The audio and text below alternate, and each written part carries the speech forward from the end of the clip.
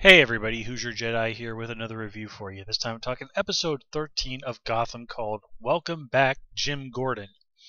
And yes, Gordon, after basically 1.5 at best episodes, is back at the GCPD. But things have not really changed there, so it's once again up to Gordon to be the only decent cop in the Gotham City PD. Now, his main antagonist this episode is Detective Flass, who did have a counterpart in Batman Begins. And this is also the guy who's been going around giving Eddie a hard time over his feelings for Miss Kringle. And we do get to see a little bit more of that this episode.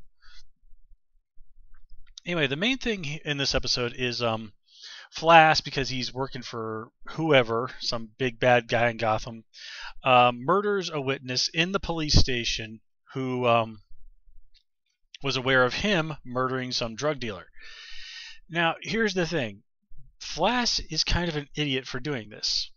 Because basically, why, instead of murdering a guy in a police station, where again, even in Gotham, you have to think that this is really going pretty darn far. Why not just say, oh, okay, let the guy go to the sketch artist and then say, yeah, he, instead of giving a description of the murder, gave a description of one of the detectives who was at the scene of the investigation. And then you can just say, like, oh yeah, this guy was drunk, this guy must have been drinking or something on the job, and that's why he was like this. So it's much easier to simply discredit this guy than to kill him in a police station, which I mean, in Gotham, of course, they just blame it on a suicide, and the Internal Affairs Department is, as they put it, two drunks in the basement. But again, this is just a much more simple idea, and well, let's face it, this is something that's a lot less likely to have Gordon go off the rails than murdering a guy in a police station. It's really just the far less risky route to go. So the fact that they decided to go with the whole murder plot is just kind of ridiculous. And this is even exacerbated when Flash is like openly proclaiming in the police station in front of everybody, "I'm protected." Like, okay, yes, it's the Gotham City PD. Everybody knows who the crooked guys are, and the crooked people make up pretty much everybody. But again, in situations like that, you never want to admit to anything. And basically saying "I'm protected" is essentially an admission of, yeah, I'm in bed with some people. Oh man, this. You know what this reminds me of? You ever play the Phoenix Wright games? And yes, I know those are Japanese games, and believe you me, from having lived in Japan, I am quite well aware that the Japanese court system is very different than the American ones. And of course, the Phoenix Wright's justice system is crazy, even crazier than the Japanese regular criminal justice system. But if you ever play those games, there are so many situations, especially during the trial scenes, where people say stuff. It's like, okay, you just admitted to a horrible, horrible crime. How are you not, gonna? How do you think you are not going to prison for this? If you're familiar with the series, like Damon Gant is an enormous offender on this one. So just a sort of openness with like, oh yeah, I am totally doing all this illegal stuff, and it just seems ridiculous to me. And yeah, I mean, I assume that the bad guys are also buying off the press and the journalists in Gotham, which is why a lot of this stuff probably doesn't make the kind of headlines it would in the real world. But I mean, I keep saying that Gotham is a comic book show, and you have to run with a lot of things. But again, this is one of those things where it just feels like they're asking me to buy into just a little bit too much. But anyway, that's not really the big thing here. The big thing in this episode is where Gordon goes and asks the Penguin to help him out, to get him some information.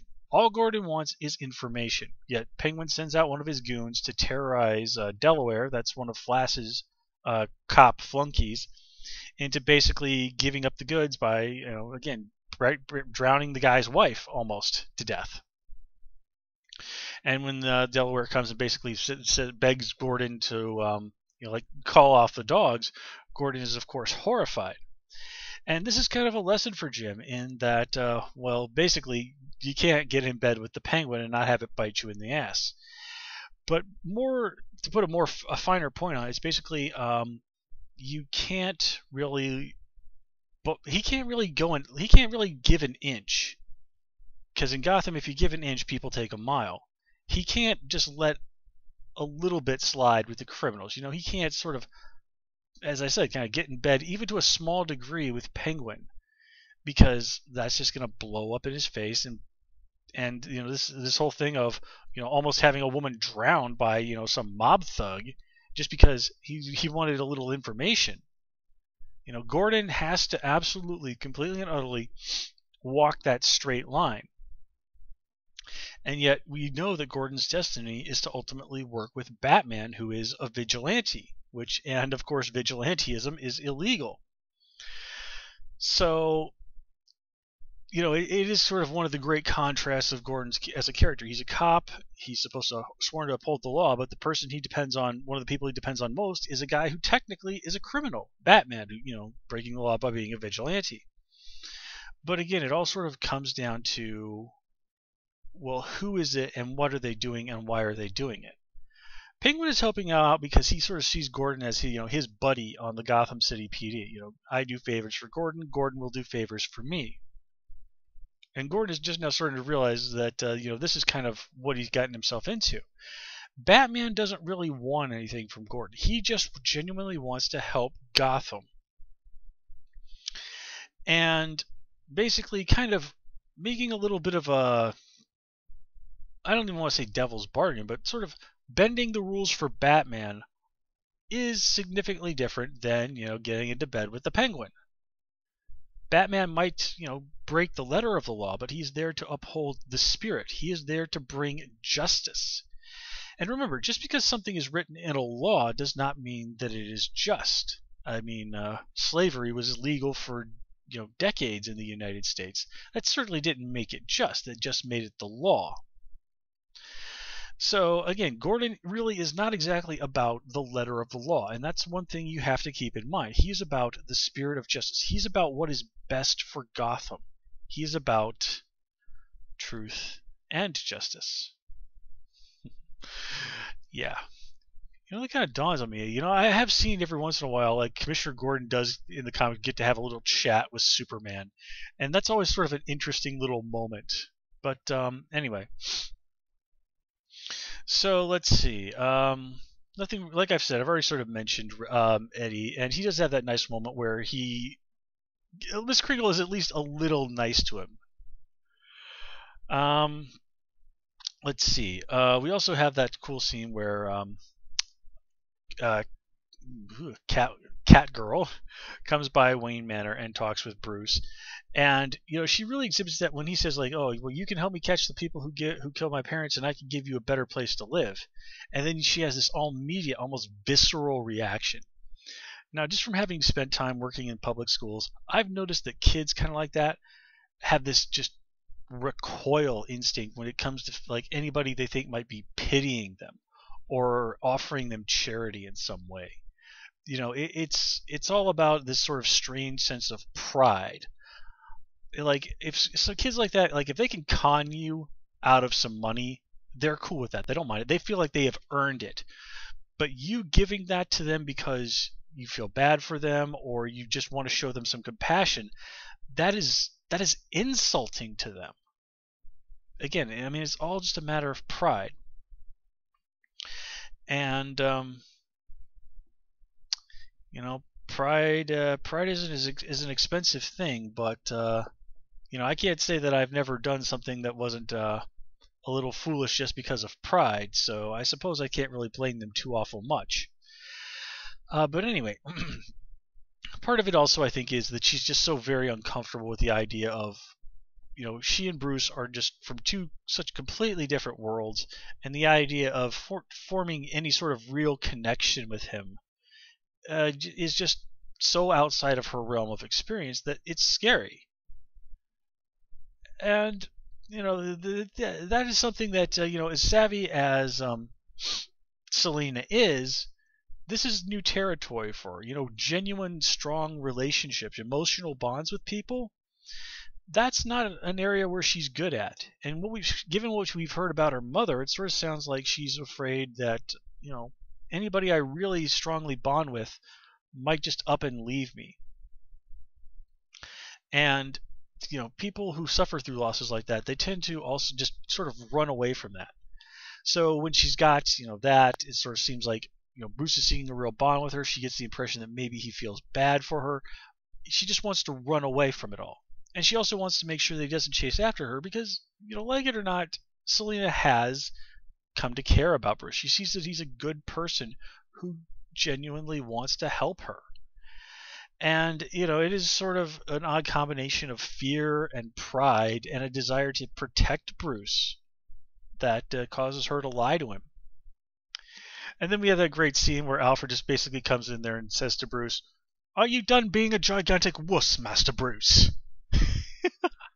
I love that. That was great. This is one of those moments where you're just like, oh, I am so glad Sean Pertwee is on this show. He is perfect for this version of Alfred.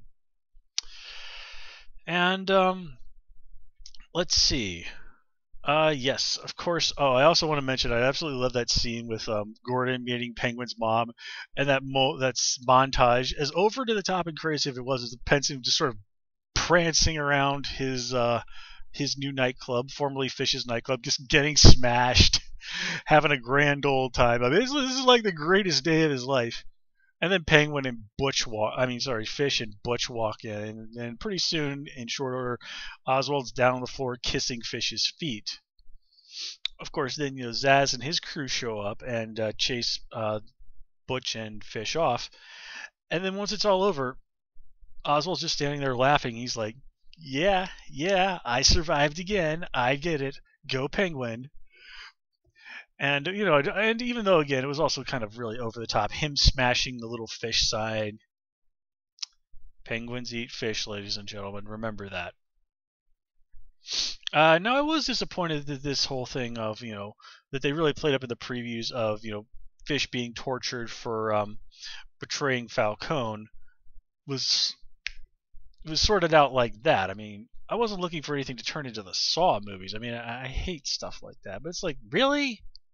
This is the best we can get after all that? Still, I'm kind of glad Zaz's crew caught Butch, because Butch is a bastard. He deserves some suffering.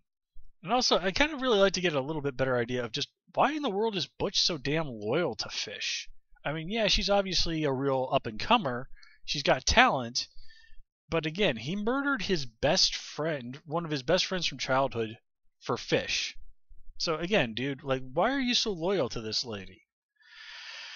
And speaking of Fish, we also get to see a nice little insight into Bullock here, where it's clear that he does genuinely have some feelings for this woman. I mean, Gordan even says to him, like, "Yeah, I know you have a thing for Fish," and Bullock brushes him off. But then we see them down at the docks with Bullock helping her to get out of town, and they have that kiss, and it's a genuine moment. And it's also a nice sort of reference back to the first episode of Gotham. The Gotham cop and the criminal down at the docks. Gordan spares Penguin. Bullock helps Fish to survive. Kind of an interesting parallel there. And oh yeah, there was one other thing that really bothered me this episode, and it's kind of ties back to that Arnold, the whole thing with Flash going, I'm protected. Earlier we'd have Essen saying, "What, Gordan, I was wrong not to stand up to you when Zaz came into the station and ordered everybody out. From now on I'm going to try and help you." In this episode, she's like, "Gordan, there are some people in Gotham you just don't go after." And Bullock is doing the exact same thing, even though he literally walked into Falcone's mansion with Gordan, knowing full well he was probably going to die. But now he's like, "No, man, there are some people in this town you just can't touch." Like, will you people make up your goddamn minds? Anyway, guys, that's all I have for you this episode. I'm gonna call it here. Until next time, please comment, rate, and subscribe. And of course, you can follow me on Twitter at Who's Your Jedi. Until next time, take care and have a good one.